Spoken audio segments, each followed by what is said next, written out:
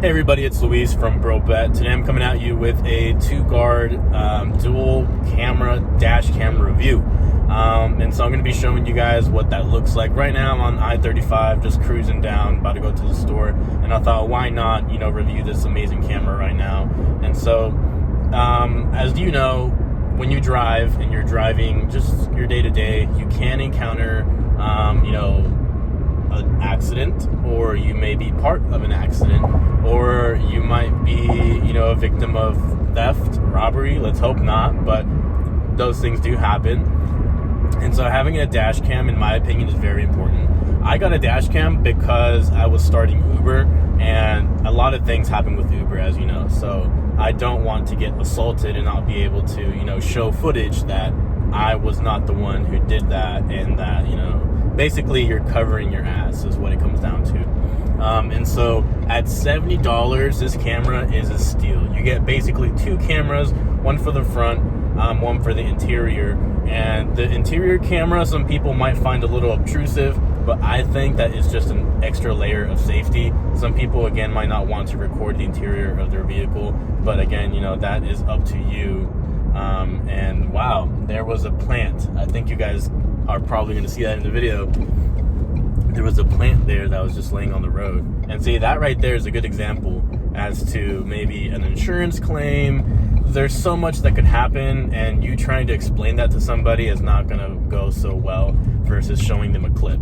And so this camera has a 1080p camera on the front, so that'll record anything in front of you. So it'll get your point of view while you're driving, and you'll be able to see what you see.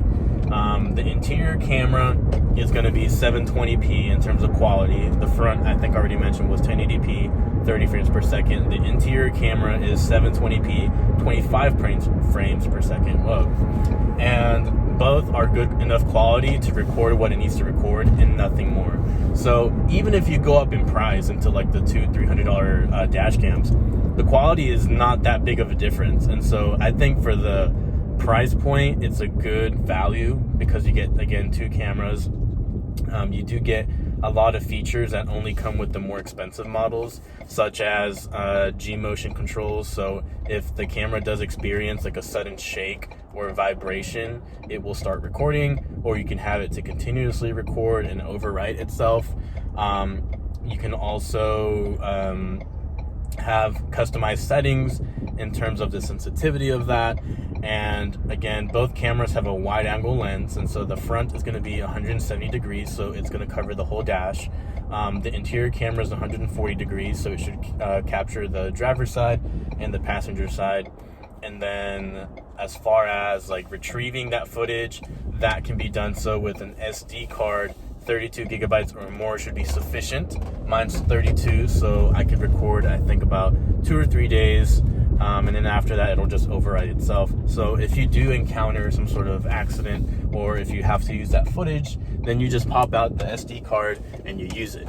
Now, a word of caution, specifically with this model, the SD card's mounted on the side, which is a little awkward. So and it's spring loaded. So if you press it in and you're not ready to catch it, or if it just slips out of your hand, and those tiny SD cards are just so slippery and so fucking small that they just fall. So I have lost 2 SD cards in my car because I pop them out and they just, I don't know, I just have butterfingers, I guess, and they just fall out and I'm not able to get them. And so things like that just kind of piss me off. But aside from that, I think that this camera here for $70 is a steal. Again, it has all the features that you would get from a very expensive high-end dash cam, and at the same time you're saving some money because you're not shelling all that out all at once. And so again, quality of it is amazing. I think that you guys will actually enjoy it, and that it's basically pretty simple. And as far as installation, you can put it anywhere on your windshield, and then you can route the cables through your headliner and through everything, and you can wire it via a cigarette lighter, or you can hardwire it to have it turn on when the car turns on. I just have it through the cigarette lighter, or basically the car adapter, I guess you would call it. And again, I wouldn't go too cheap on a camera just because you won't have that great of a quality, and if you do get into a fender bender, you won't be able to see very clearly what's going on. You'll see just like blurry shapes and sizes, or I don't know, you just won't see as clear as you thought you would. And so I would recommend this camera, if anything, higher than this. And so that's gonna be today's video.